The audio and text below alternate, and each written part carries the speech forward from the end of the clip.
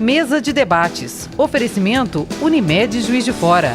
Planos exclusivos para estudantes do maternal à graduação. Premium FM, sintonizada no seu bom gosto.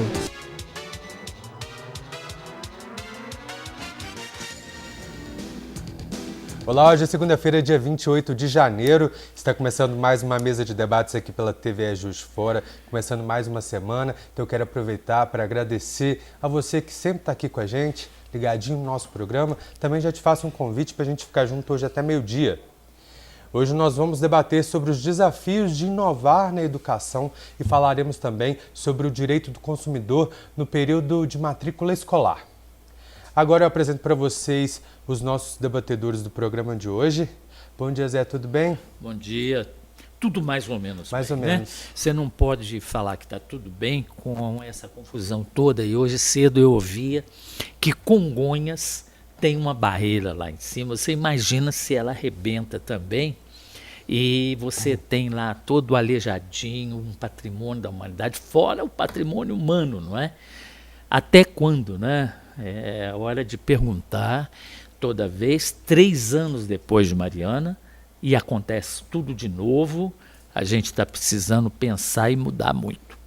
O Brasil tem sofrido, né, desde sexta-feira com a notícia de Brumadinho, da barragem. E essa semana ainda, nós vamos trazer esse tema para discutir melhor na mesa de debates. E até lá a gente espera que as notícias... não são boas. Mas que respostas sejam dadas, né, Zé? Se não tiver educação, você não resolve o problema desse país. Enquanto você tiver bandidos sendo eleitos para poder resolver o problema da sua própria área, não dá. Nós temos que ter educação muito forte para daqui a 20 anos a gente pensar no mundo. Verdade. Bom, um desastre, né, Neuza? Bom dia. Bom dia, Zé. Bom dia, nossos convidados. Bom dia, você de casa. Tem dia que a gente começa o programa tentando levantar o moral, mas né, a gente não chega bem, né? Com essas notícias, ninguém consegue chegar bem para trabalhar. Mas a gente tem que investir no amanhã. A gente tem que esperar que uma tragédia dessa nos ensine coisas, entendeu? E uma das coisas que a gente acaba aprendendo na hora dessa é que tem que levar a sério o país. Entendeu? Aqui não é coisa de cabide de emprego, entendeu? Isso aí já é uma mentalidade antiga, atrasada, que eu acho que a gente superou, se Deus quiser. A gente tem que levar a sério isso. Até porque o prejuízo não é só do povo, né? A própria empresa, agora você veja só o baque numa empresa dessa, né? Então, o que adiantou você tentar aquela ganância toda e não tomar os devidos cuidados? Teria sido muito melhor se tivesse olhado para uma tecnologia mais moderna, que preservasse melhor o meio ambiente, as pessoas, o funcionamento da empresa. Eu estava vendo como é possível você usar esses rejeitos para fabricar algumas outras coisas. Tijolos para construção, uns objetos assim, por que a gente não explora isso, né? Já seria uma outra fonte de renda, uma outra fonte de trabalho, de emprego. Entendeu? Você deixar aquilo ali acumulando para fazer o que com aquilo depois? Tem que achar um jeito de você utilizar aquilo, né? O subproduto precisa ser utilizado para benefício. E talvez ali esteja o maior lucro da empresa. Porque não tem material, nada é só moldar, né? É só moldar, já está ali o material. Eu acho que o que falta é a gente levar esse país a sério, entendeu? Me aborrece demais vendo, inclusive, um governo novo tropeçando numa pedra deste tamanho. O cara não pode nem trabalhar sossegado, meu Deus do céu, entendeu? É necessário a gente ter consciência de que o que está errado lá atrás, uma hora vai explodir. Você está falando da barragem, aquela é da CSN, que é uma empresa enorme, né? É um negócio que pode acontecer, a gente está vendo que pode acontecer, entendeu? Se a gente não pegar essa lição aí e transformar isso numa outra política de lidar com o problema, não é só o meio ambiente que sai perdendo, não, entendeu? Vai perder todo mundo, as grandes indústrias nossas, porque a nossa mineração é uma coisa importante, ainda mais Minas Gerais, né? Nós estamos em cima de minério o tempo todo. Mas não explorar isso. Hoje eu li um artigo, a pessoa dizendo, deixa o nosso minério quieto lá, não mexe com ele. Não é bem assim. Você precisa aprender a fazer o uso das coisas que a natureza te oferece. Entendeu?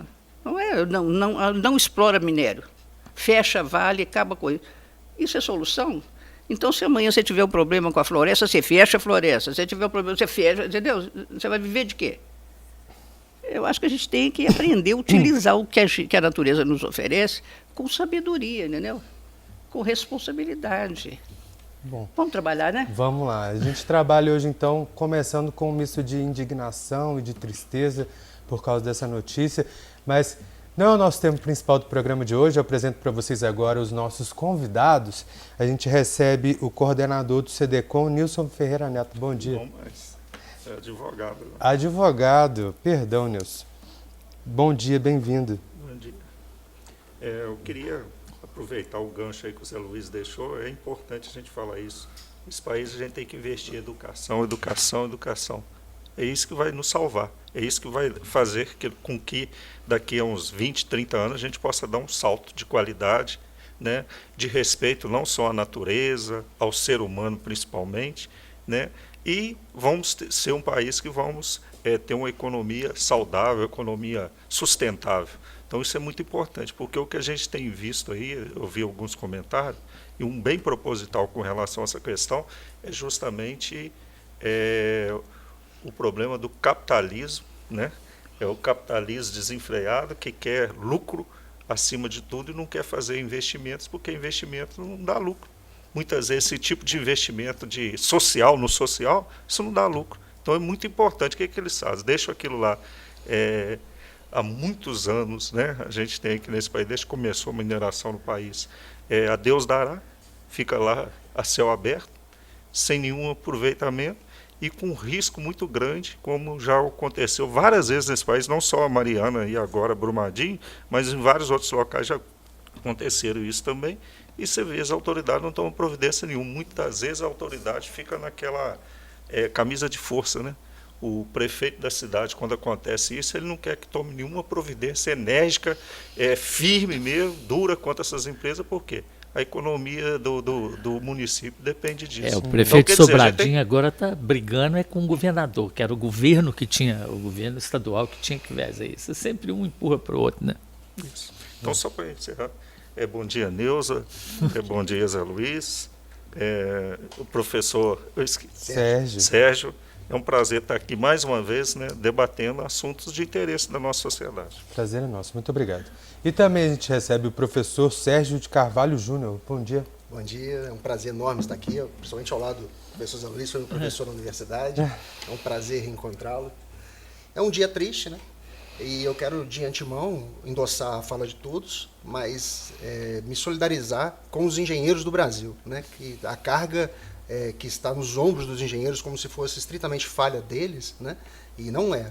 Eu tenho vários amigos engenheiros, sou de uma família de muitos engenheiros, e a gente vê como eles são, às vezes, imbuídos a trabalhar com a corda no pescoço também, em nome dessa dita produtividade, né? Assumindo riscos, né?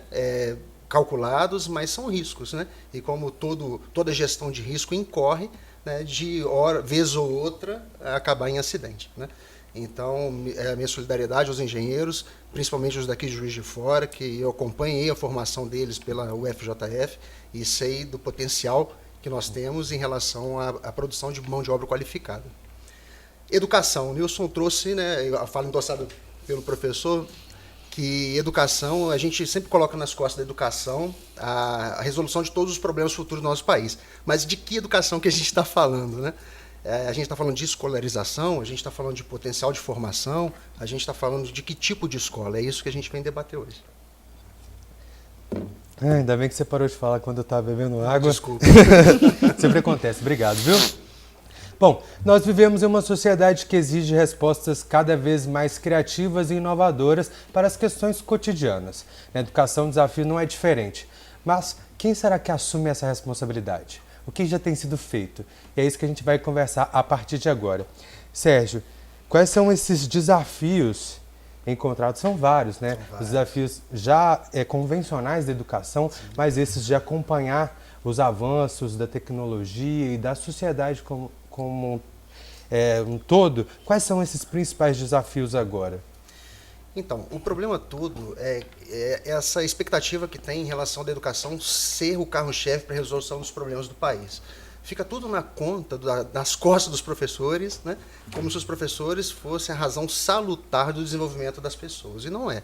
O professor ele tem uma parte da razão do desenvolvimento. O desenvolvimento da família também é importante, a retomada de algumas questões familiares, principalmente do desenvolvimento do sujeito, são importantes.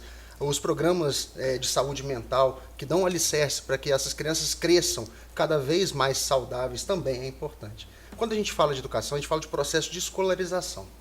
Tem duas temáticas que hoje são muito importantes da gente trazer à mesa. A primeira é do parâmetro que a gente usa em relação à Revolução Industrial. A primeira Revolução Industrial tirou lá da manufatura e colocou no contexto fabril a produção. Essa produção recebeu, na segunda Revolução Industrial, a questão da seriação. Cada um faz um pouquinho para que o todo se forme ao final do processo. Na Revolução 3.0, o mundo digital invadiu as fábricas, melhorando a qualidade dos processos. Hoje a gente vive a Revolução 4.0. O que a Revolução 4.0 traz de inovação? É a cultura do do it yourself, faça você mesmo, né? Então, por exemplo, quando você compra um Lego para uma criança ou para um adulto que faz uma coleção, quando você abre o pacotinho da Lego, você é o primeiro ser humano a tocar naquela peça. O processo é completamente informatizado, completamente robotizado. Esse processo está chegando na escola. Por várias vezes a tecnologia serviu de parâmetro de transformação escolar. A gente pode usar um exemplo que é fácil de todo mundo entender, que é o data show. Quando o data show chegou na escola, o professor ele foi obrigado a lidar com aquele instrumento, né, de passar slides, usar aquele meio audiovisual para poder se comunicar com seus alunos, sem treinamento prévio. Então acabou ficando obsoleto, alguns usaram de uma forma mais eficaz, outras menos, né? E hoje, com essa cultura da informática das coisas principalmente, onde o microfone tem a sua conexão wireless, né, a carteira tem a lousa digital, o professor ele tem que se transformar num sujeito ativo dessa transformação digital, ao passo que o sujeito analógico do processo, que é o aluno, passa por transformações que embora eles tenham nascido já nativos digital, né, eles não usam isso como ferramenta, sim como fim. Então a educação passa por essa via da transformação digital, mas também passa pela sua importância. Para que nós precisamos da escola hoje? Né? Enquanto a temática for a escola fabrica produtores de vestibular, a escola é o meio necessário para que o aluno seja ingresso nas universidades, enquanto o produto final da educação for a aprovação nos processos vestibulares, a escola não vai se transformar. Porque a gente para de transformar esse aluno para que ele seja feliz, para de transformar esse aluno para que ele possa buscar dinâmicas de sobrevida pelo empreendedorismo, né? Até mesmo por ser funcionário, porque mal há de ser funcionário de alguém, né? Ele não quer, às vezes, assumir a responsabilidade que tem o executor do processo. Ele quer ali bater o seu ponto, que mal há nisso. Né? A escola deixa de transformar o sujeito para que o sujeito seja feliz, produtivo, que ele seja a melhor versão de si mesmo, para transformá-lo num bom produtor de conteúdo, para que ele seja ingresso numa... Mas, Sérgio, você está colocando uma coisa que é justamente uma nova universidade tem que ser feita. Sim. Porque você vê que até profissões novas estão aparecendo. Houve um tempo que Juiz de Fora tinha uma quantidade enorme de ferrarias, ferreiros. Sim. Que faziam aquela, né, a ferradura ali. Eu lembro que na descida do Morro da Glória, indo para o museu, tinha um ali, quando a gente saía do Candar de Santa Rita de casa, ia para casa e via aquele cavalo enorme, depois descobriu que ele era pequenininho. Pois bem, o que acontece agora? Porque muitas pessoas hoje são empreendedoras e eu tenho amigos que não fizeram universidade, estão em um lugar ótimo no exterior, muito bem, e a universidade continua na lama, por assim dizer, né? Ela está atolada, feita a vaca. Então, qual é essa diferença que a gente vai encontrar? Porque todas as pessoas estão movendo para a tecnologia.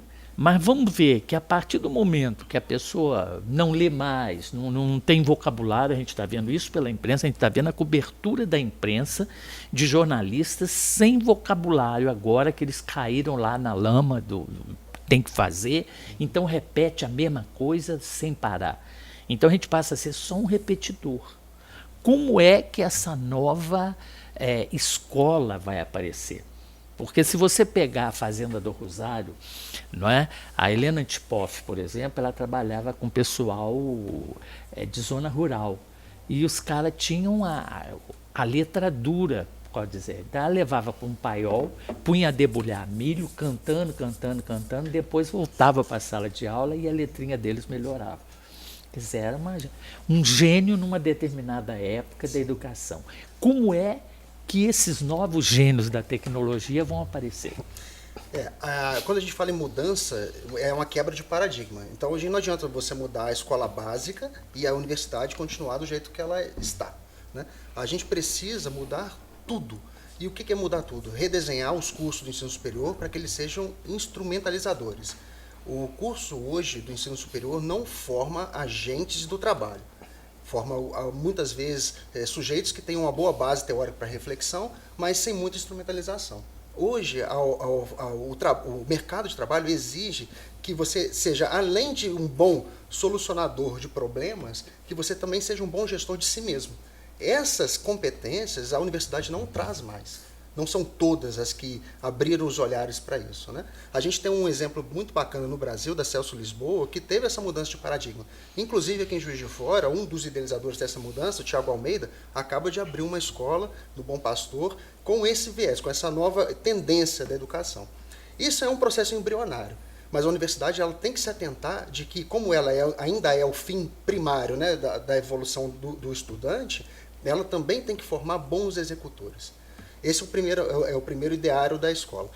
O segundo ideário da escola, o senhor falou sobre grandes empreendedores. A gente tem exemplos aqui em Juiz de Fora de grandes empreendedores que muitas vezes nem passaram pelas cadeiras acadêmicas, né? Mas ainda é um processo de tentativa e erro. Quantos empreendedores de sucesso que a gente hoje tem como case de sucesso que quebraram uma, duas, três, tantas vezes porque não tinha uma solução prévia, né? Às vezes uma noção metodológica prévia de mercado, para que pudesse otimizar os seus recursos. Quanto recurso é desperdiçado por conta disso? O princípio, professor Luiz, é da eficácia, né? A gente tem que ser eficiente no processo, gastar menos energia, menos recursos e fazer o melhor possível no menor tempo possível. Para isso, uma base teórica é necessária. Então, eu não estou descartando a universidade. Eu entendo que ela tem que se transformar. Ela tem que transformar. Não adianta, a gente não pode ter mais cursos de 4, 5, 6 anos.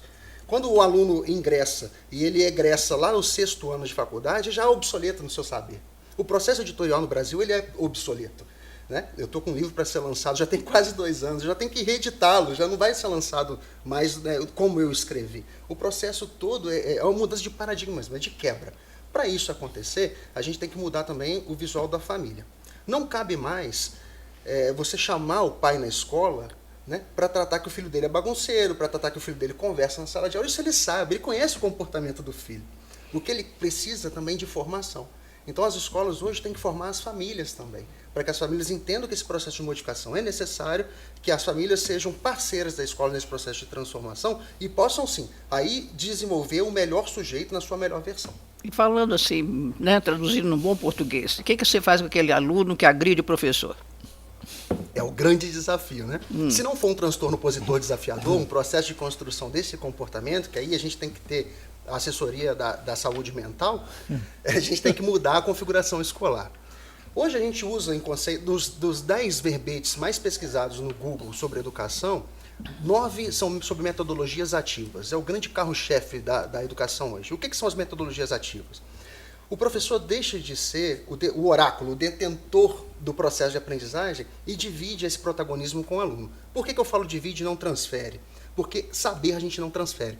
Eu não consigo tirar tudo que eu sei da minha cabeça e passar para a cabeça do aluno. O que eu posso criar são novas experiências, que essas experiências sejam cada vez mais atrativas. Aí sim, imbuído de curiosidade, imbuído de processo do fazer, o aluno vai buscar novos conhecimentos. Você está querendo dizer que a aula tem que ser mais interessante para o aluno do que para o professor? Para que a aprendizagem seja que o aluno tem que se sentir curioso com o que está sendo apresentado para ele, para segurar a atenção dele. Sim. E desviar aquela tendência dele de agressividade. Uma das falas que a gente ouve recorrente em palestras vinculadas à educação é de que a nossa escola ainda pertence ao século XIX. O que imperava no século XIX? O behaviorismo, né? o estudo do comportamento e a audição desse comportamento pela via do reforçamento. Então a atenção era plenamente dirigida. Era necessário que eu estivesse sempre atento ao que o professor está falando, e eu era punido quando não, né, para que a razão de reconhecimento e aprendizagem acontecesse. Hoje, a relação de atenção ela é difusa. A gente abriu o aspecto interacional, né? Então eu aprendo com o meu aluno, par a par, é um dos processos de metodologias ativas, eu aprendo em pequenos grupos, eu aprendo em grandes grupos, eu aprendo na hora do recreio. Por que não utilizar todos os espaços da escola para ensinar? Por que tem que ser só o professor?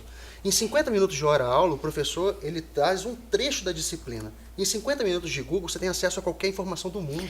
E depois há um antagonismo, não é? Porque o professor está falando um assunto, o aluno está coisa, e ele vira e fala assim, mas o fulano de tal fala isso. Então o professor tem que estar antenado para muitas coisas, para dar resposta, porque nem tudo que tem no Google, ou no Wikipedia, essas coisas todas, é real, porque cada um é especialista na sua própria opinião, não é? Então, ele vai ter que andar na corda, é o fio da navalha, né? Eu tenho uma curiosidade de saber, essa aula que você falou que é novidade, né? Essa escola nova, como é que é a aula? A aula é aberta, né? Não tem um mapeamento. Os alunos trabalham na gestão de projetos.